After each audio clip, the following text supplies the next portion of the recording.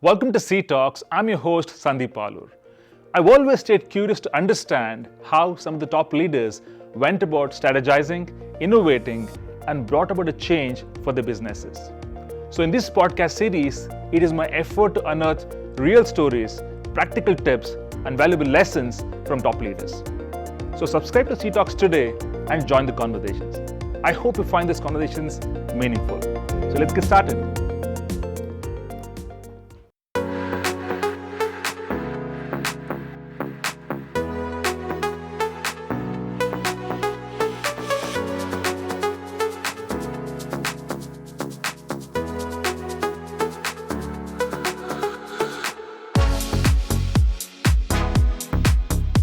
Hi everyone, welcome to C Talks and I'm your host Sandeep Alur. And my guest for today is young entrepreneur Prajwal NH, co-founder and chief product officer CloudAttack. Prajwal, welcome to C Talks. Hello Sandeep, thank you so much. My pleasure being here. Wonderful, thanks for coming Prajwal. So first question to you, early in your career you struck gold with a startup, right? So remarkable milestones for sure on young age. So what inspired you to start this journey as an entrepreneur? So Sandeep, there are quite a few things that inspired me to start this journey. Some things that I saw in the real world and that I did not want to do, some things that I really wanted to, and some things that I felt that I needed to do. And I believe in having a purpose overall. And I found my purpose in entrepreneurship and most importantly, my vision for solving problems. At home, I've been seeing my dad for a really long time. He belongs in the corporate world as well. And he works day in and day out.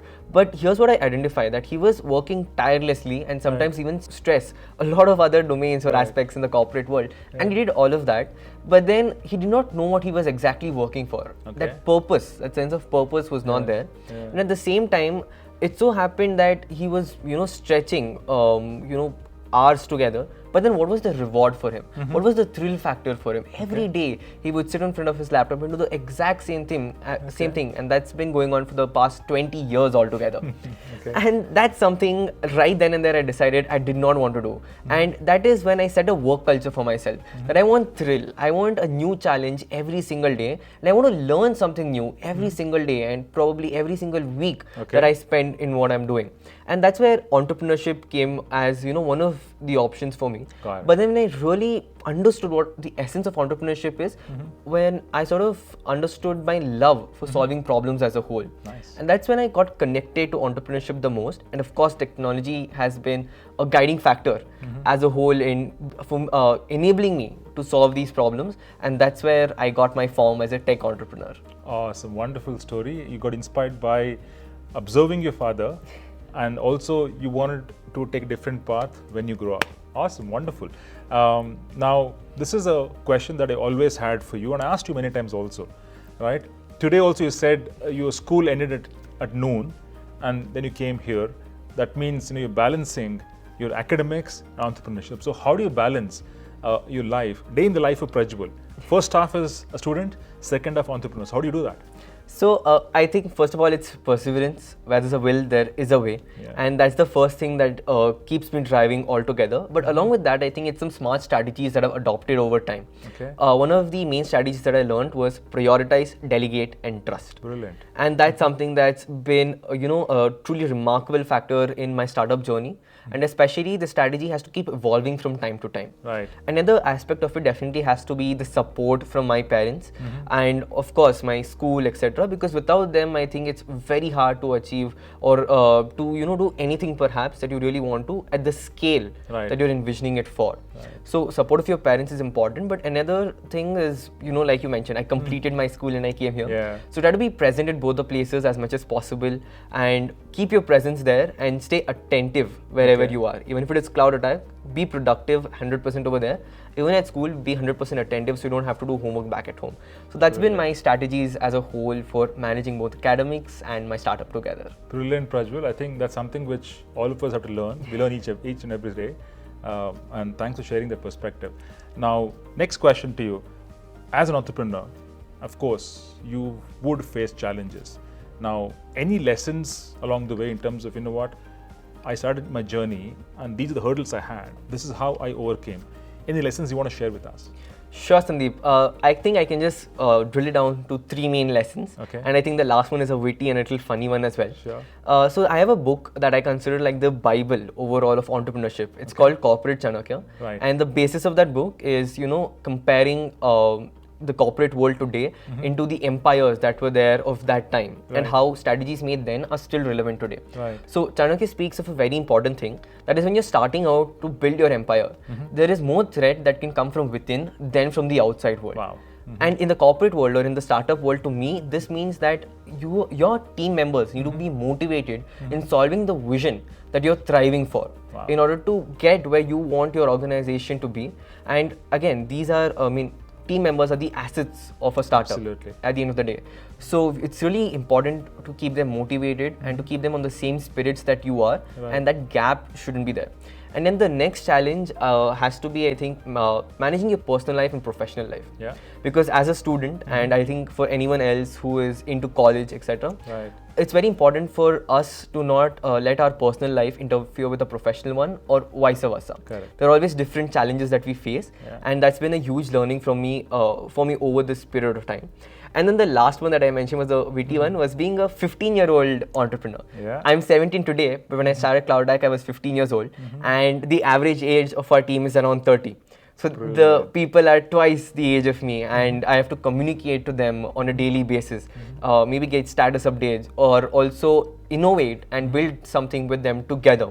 So how do we have this, how do we build a culture in the team that, does not see age as a barrier, but sees all as equal, and how do I establish myself over there as well? So during interviews, I would have my video off, because I didn't want the other person to really think what's happening over here, to be confused. That's a learning, a small witty one. But then trying to cope up with that took some time, but I think when the team came together, it's done wonders as a whole. Wonderful. Now, let me ask you a counter question on that. Right now, you said age should not be a barrier, in absolutely in a team for sure. But what was that moment where you felt, you know what, there is a gap here. People may not take me seriously. I'm an young entrepreneur. My team members are twice my age. So, any instance you want to quote? Yeah, it's happened a lot of times. So any team member who joins us initially, or perhaps I show my face sometimes on an on-prem interview that we have in the last round, and then they're quite surprised of what we're doing. But I think the overall factor that's been able to help me overcome this is upskilling. When they join our team and they see that I know stuff and I'm just not playing around, that's when they really start to believe in the idea, and they start believing in me as well. And for me as an entrepreneur, that trust is very important with the people that I'm going to be building a product, a solution with for the next years to come. So that's been an incremental factor, upskilling, and also having this broad mindset of accepting that they're going to not, really see you the way you want them to see you as a whole. But at the same time, you've got to be with them, you've got to gel with them over time, and that's basically how it goes. Absolutely. I think when you start talking, communicating, they realize the vision you carry. That's what matters at the end of the day. True. Rest doesn't matter, right? Wonderful. Let's switch gears. You mentioned this often also about your vision you carry for CloudAttack. Now, when you innovate on your product, what's the process, right? End of the day, we live in the times where you have to bring in a first-mover advantage, competitive advantage. So how do you innovate? So the first thing that we take in terms of innovation is solving a problem. Okay. Right? And over the time, we developed a vision that we need to solve problems but using affordable technology. Right. Because unless and until the technology is not affordable and it's not accessible by the people, there's no point of it existing in the market. It's never going to solve the problem you intended it to solve. Right. So it's very important for us to keep the technology affordable. That's the key pointer that we always take into account. The second is a process called design thinking. As simple as it is, it's empathize, ideate. So empathize, define, ideate, prototype, and test. And these 5 words sum up the entire innovation process and also tell you it's repetitive. Innovation is not today, tomorrow. It's for years to come. Wonderful. Wonderful. Love that thought, Prajwal. Thank you so much for sharing that. Now, a lot of aspiring entrepreneurs, right? Young entrepreneurs, I would say. So people who want to basically get into the startup world. Any advice from you, right? If it might be your classmates or somebody in this field where they want to get into a startup or start something new. So what's your advice for them?